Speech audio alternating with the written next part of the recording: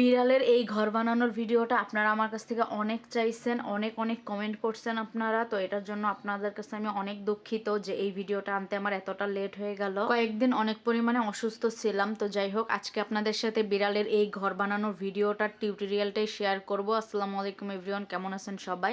আশা করছি সবাই অনেক অনেক ভালো আছেন। বিড়ালের এই ঘরটা তৈরি করতে আমার জাস্ট একটা কার্টুন কিনতে হয়েছে, আর এই কার্টুনটার দাম পড়ছে মাত্র 50 টাকা। তাছাড়া আমার কোনো খরচই হয় নাই, আমার সব কিছুই বাসাতে ছিল। তো এই কার্টুনটাকে নিয়ে এসে আমি প্রথমে কার্টুনটাকে মাপ দিয়ে নিচ্ছিলাম, মানে ঘরে শেপ করে কার্টুনটাকে কাটতে হবে।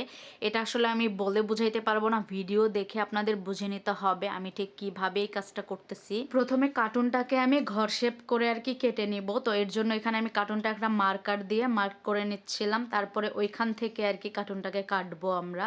তো এখানে আমি একটা কাটার নিয়ে নিচ্ছি, নিয়ে কার্টুনটাকে ঠিক ওইভাবেই কেটে নিচ্ছিলাম। আমি মার্কার দিয়ে এঁকে নিচ্ছিলাম যাতে করে কাটাটা একটু 19-20 না হয়, তাহলে ঘরের শেপটা একদমই বাজে হয়ে যাবে। এই কারণে আর কি মার্কার দিয়ে দাগ দিয়ে নিচ্ছিলাম, তারপরে ওইভাবেই আমি সুন্দর মতো কেটে নিচ্ছি। তো আসলে আপনাদেরকে ভিডিওটা সম্পূর্ণ মনোযোগ দিয়ে দেখে এই কাজটা শিখতে হবে।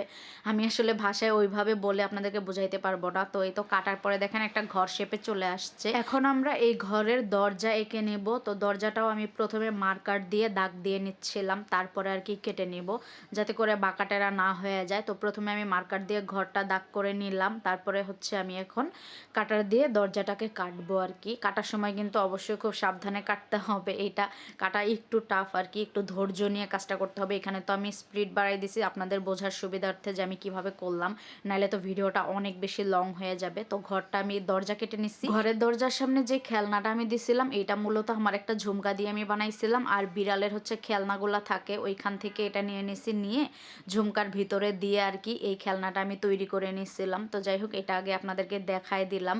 এখন এটাকে রেখে এখন আমাদের যা যা এরপরে আমাদের এখানে লাগবে হট গ্লু। তো হট গ্লুগুলো আপনারা বাজারে কিনতে পেয়ে যাবেন, এক পিস 20 টাকা করে নেয় মেবি। তো আমার বাসাতেই এগুলা সব সময় থাকে, যেহেতু আমি এটা ওটা মাঝে মধ্যে বানাই। তারপর এখানে আমি হট গ্লু দিয়ে এটাকে ঘরে শেপ করে যে কেটে নিচ্ছি, ওইখানে আমি হট গ্লু দিয়ে লাগাই দিব। তো আপনারা চাইলে অন্য কোনো আঠাও এখানে ব্যবহার করতে পারেন। ঘরের উপরের ছাদটার জন্য আমি এখানে আরেকটা কার্টুন কেটে সমান করে 4 কোনা করে নিয়ে আসছি, তারপরে এটা উপর দিয়ে দিয়ে দিচ্ছিলাম, আর এটাও আমি হট গ্লু দিয়ে লাগাই নিচ্ছি। এখন কার্টুনের উপর দিয়ে কাপড়গুলা লাগাইতে হবে। তো এখানে আমি একটা হুডি কেটে নিয়েছিলাম ছাদের জন্য অ্যাশ কালারের। তো এইটাই আমি ঘরের ছাদে আর কি অ্যাশ কালারটা রাখছি। আপনারা চাইলে যে কোনো কাপড় দিয়েই করতে পারেন। তো এটাও কিন্তু আমি হট গ্লু দিয়ে ভালো করে কার্টুনের সাথে লাগাই দিব। আর এটা আমার একটা বিছানার চাদর ছিল, এটাকে আমি এখন পুরা ঘরটা কভার করব এই চাদরটা দিয়ে। তো আপনারা যে কোনো কাপড় দিয়ে এটা করতে পারেন। এটার জন্য এই তো হট গ্লু দিয়ে কাপড়টাকে আমি পুরা এখানে ঘরটা র্যাপ আপ করে দিব আর কি। তো এই ভিডিওটা আসলে দেখে আপনাদের বুঝতে হবে আমি কাজটা কিভাবে করতেছি। তারপরে পুরা ঘরটা এখন আমি কভার করব, আর এটা কিন্তু আমি হট গ্লু দিয়েই করতেছিলাম। এই হট গ্লু দিয়ে একদম টাইটভাবে লেগে যাচ্ছিল, আর আপনারা চাইলে এখানে যে কোনো ধরনের আঠা দিয়ে এটা করতে পারেন। তো যাই হোক, এখন আমি পুরা ঘরটাকে আগে কভার করে নিলাম। পুরা ভিডিও তো দেখানো সম্ভব না, আসলে অনেক লং হয়ে যাবে ভিডিওটা, এমনিতেও অনেক বড় হয়ে গেছে, আপনাদের অনেক ধৈর্য নিয়ে দেখতে হবে। তো যাই হোক, এইভাবে আমি পুরা ঘরটা কভার করে নিচ্ছি। এখন আমাদের ঘরের দরজাটা বের করতে হবে। আমি তো পুরাটা একেবারে লাগাই নিচ্ছি, তার জন্য আমি এখানে একটা কাটার নিয়ে নিলাম, আর যেখানে আমাদের দরজাটা ছিল ওই জায়গার কাপড়টা আর কি কেটে দিব। এরকম 4 কোনা করে কাটতে হবে, তা না হলে কিন্তু কাপড়টা পরে আর লাগানো যাবে না। তারপরে এই ঘরের যে কাপড়গুলা বাড়তি অংশ ছিল, এগুলাও আমি হট গ্লু দিয়ে আর কি ভিতরে লাগাই দিচ্ছি। আর উপরের অংশটা শুধু আমি লাগাই নাই, যেহেতু আমি এখানে খেলনাটা ওদের লাগাবো, এই কারণে উপরের অংশটা আমি এখন হট গ্লু দিয়ে লাগাই নাই। তো আমি খেলনাটা লাগানোর জন্য উপরের অংশের যে কাপড়টা আছে ভিতরে হট গ্লু দিয়ে তারপরে খেলনাটা ওইখানে বসাই দিচ্ছি।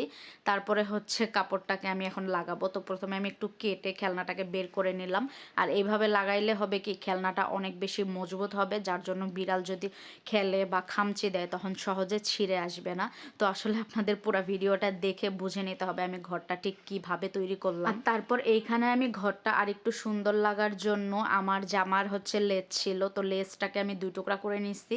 উপরের যে ফাঁকা অংশটা ওই জায়গাটায় আমি এইভাবে বসাই দিচ্ছিলাম হট গ্লুর সাহায্যে, যাতে করে ঘরটা দেখতে আরও বেশি সুন্দর লাগে আর কি।